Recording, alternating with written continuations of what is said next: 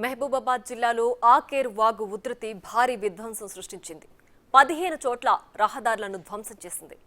మరిపెడ మండలంలోని సీతారాం తండా పురుషోత్తమయ్య గూడెం మధ్యలో జాతీయ రహదారి నామరూపాలు లేకుండా పోయింది. దీనికి సంబంధించి మరింత సమాచారం మా ప్రతినిధి వేణు అందిస్తారు. మహబూబాబాద్ జిల్లాలో వరదలు సృష్టించిన బీభత్సం చూడాలంటే పురుషోత్తమయ్య గూడెం ప్రాంతంలో ఉన్నటువంటి ఈ బ్రిడ్జ్ కొలాప్స్, రహదారి డ్యామేజ్ చూస్తేనే మనకు అర్థమవుతుంది.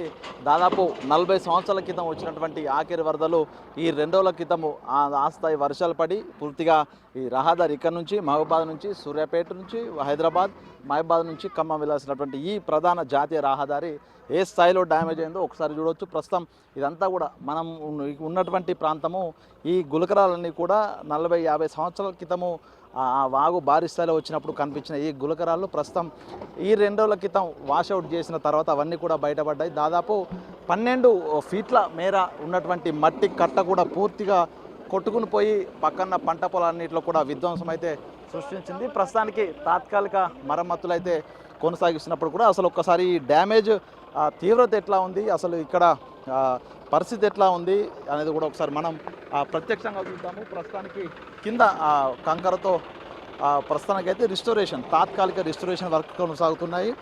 ఒకసారి మనం చూస్తే ఈ హైవేకి సంబంధించినటువంటి రోడ్డు ఒకసారి బ్రిడ్జికి సంబంధించి బ్రిడ్జి ముందు నిర్మించినటువంటి హైవే చాలా పటిష్టంగా బందోబస్తుగా కింద నుంచి కూడా దాదాపు 40 సంవత్సరాల క్రితం నుంచి కూడా 3 సార్లు ఇక్కడ రహదారి వేయడం జరిగింది.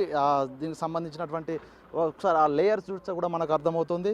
డాంబర్కి సంబంధించినటువంటి లేయరు, దాని కింద కాంక్రీట్ లేయరు, పూర్తి స్థలంలో కింద ఉన్నటువంటి మొరం లేయరు అక్కడి వరకు రీసెంట్గా నిర్మాణం జరిగింది. ఆ కింద ఉన్నటువంటి గతంలో వేసినటువంటి డాంబర్ లేయరు పూర్తి అన్నీ కూడా 3 లేయర్లు అంటే 3 సార్లు ఇక్కడ జాతీయ రహదారికి సంబంధించి నిర్మాణాలు జరిగాయి. అవన్నీ కూడా క్లియర్ కట్గా భూమి పొరల్లాగా మనం చూడొచ్చు. దాదాపు 5 ఇంచులతో కూడా వేసినటువంటి ఈ ప్రస్తుతం ఉన్నటువంటి డాంబర్ రోడ్డు, దాని కింద 18 ఇంచులతో వేసినటువంటి కాంక్రీట్ లేయరు కంప్లీట్గా ఇక్కడ నుంచే కొట్టుకుపోవడం జరిగింది. ఇది ఒక ప్లేస్ లోపల ఇదే విధంగా మొత్తంగా 200 మీటర్లకు పొడవుతా కూడా డ్యామేజ్ అయితే జరిగింది. సరే మనం ఆ బ్రిడ్జ్ వైపు వెళ్దాం. ఇది పురుషోత్తమయ్య గూడెము, దాంతోపాటుగా ధర్మారం సంబంధించి ఈ 2 గ్రామాలకు సంబంధించినటువంటి శివారు లోపల ఆకేరు వాగు ఇది ప్రాంతం కాబట్టి ఇక్కడ ఆకేరు వాగు వరద ఉధృతి తీవ్రంగా పెరగడంతో ఈ స్థాయి డ్యామేజ్ అయితే జరిగింది. మొత్తంగా ప్రస్తుతం మనం వెళ్తుంటే ఇది బ్రిడ్జి కంటే ఈ హైవేకు పురుషోత్తమయ్య గూడెం వైపు డ్యామేజ్ లేకుండా ఇటు ధర్మారం వైపు అయితే భారీ స్థాయి డ్యామేజ్ అయితే కొనసాగింది. మొత్తంగా 200 మీటర్లు ఇక్కడి నుంచి ఒకసారి మనం అసలు రోడ్డు ఏ విధంగా డ్యామేజ్ అయింది ఒకసారి తెలుసుకునే ప్రయత్నం చేద్దాం.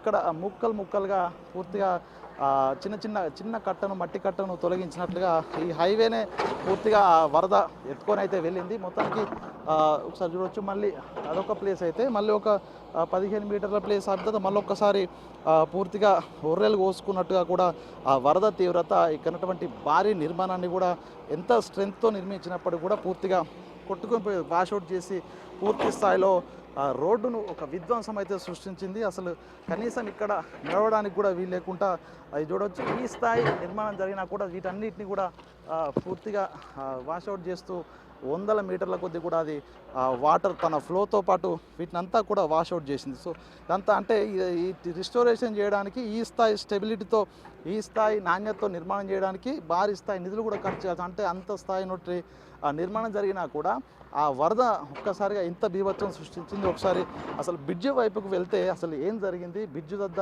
ఎంత విధ్వంసం సృష్టించింది ఒకసారి మనం చూడవచ్చు. ఒకసారి కాంక్రీట్ నిర్మాణం చూద్దాము.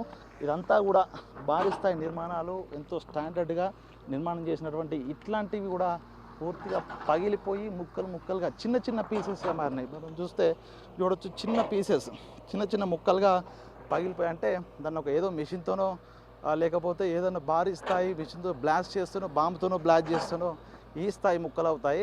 అంతకన్నా మించినటువంటి బ్లాస్టింగ్ జరిగినట్టుగా ఇక్కడ కాంక్రీట్ ఈ స్థాయి లోపల ముక్కలుగా చిన్న ముక్కలుగా ఈ కాంక్రీట్ సంబంధించినటువంటి నిర్మాణం విరిగి ముక్కలు అయిందంటే అసలు ఆ ఫ్లో ఏ స్థాయిలో వచ్చి ఉంటుంది, ఆ వరద ఎంత భయంకరమైనటువంటి ఫ్లో ఉధృతి ఉంటుందనేది కూడా అసలు దీన్నంతా ఒకసారి మనం చూస్తే అర్థమవుతుంది. ఇక్కడ అంటే దాదాపు 50 సంవత్సరాల నుంచి నిర్మాణాలు జరుగుతూనే ఉన్నాయి.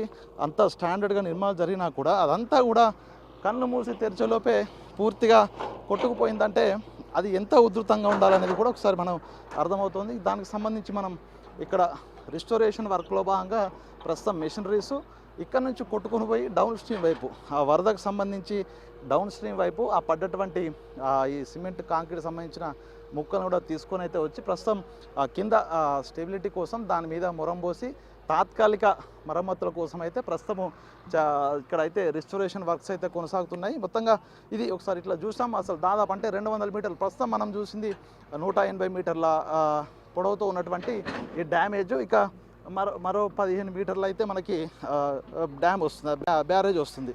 సో ఇక్కడ వరకు కూడా ఈ డ్యామేజ్ ఒకసారి చూస్తే కింద అడుగున ఈ స్థాయి భారీ బండరాలు కూడా ఉన్నాయి. అంటే గతం లోపల దీనికి పునాదులు రోడ్డుకు అప్పుడు గతం నిర్మించినటువంటి వాటికి ఆ పునాదులు ఆ స్థాయి రాళ్లతో పునాదులు ఏర్పాటు చేసిన కనీసం రాళ్ళు కూడా లేకుండా ఇక్కడ నుంచి కంప్లీట్గా ఇక్కడి నుంచి కొట్టుకుపోయి, అంటే ఆ స్థాయి వరద ఏ విధంగా వచ్చి ఉంటుంది, ఎంత తీవ్రంగా వచ్చుంటే ఇంత డ్యామేజ్ జరిగింది అనేది కూడా ఒక్కసారి మనం ఊహకు కూడా అందనటువంటి డ్యామేజ్ అని కూడా చెప్పుకోవచ్చు. ఇది మొత్తానికి ఇది లాస్ట్ డ్యామేజ్కి సంబంధించి 200 మీటర్ల నుంచి మొదలుకుంటే ఇది చివరి స్టేజ్. ఇక్కడి వరకు కూడా రహదారి, జాతీయ రహదారి అంతా కూడా చిన్న చిన్న ముక్కల వల్ల విరుచుకొని మరి ఆ వరద పూర్తిగా బయటికైతే తీసుకెళ్ళిన పరిస్థితి కనిపిస్తుంది.